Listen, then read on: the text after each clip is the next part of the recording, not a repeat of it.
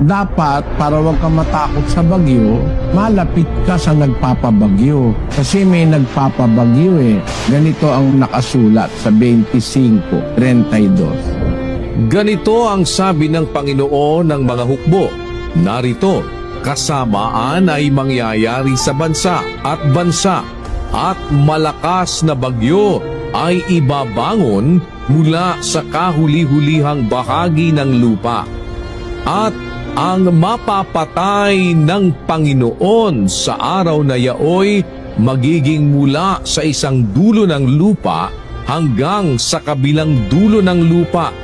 Sila'y hindi tataguyan o dadamputin man o ililibing man, sila'y magiging dumi sa ibabaw ng lupa.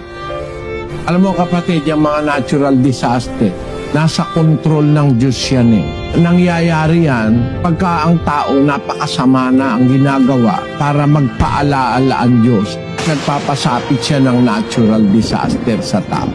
Paalala yan ng Diyos para ang tao magbalik loob sa Kanya. Hindi lang natin naintindihan. Bunga yan ang sobra ng kasamaan ng tao. Hindi na kumikilala sa Diyos. Marami nang ayaw man lang na manalangin sa Diyos. Tumasama ng masyado ang tao. Ang ginagawa ng Diyos, nagpapasapit ng mga ganyan.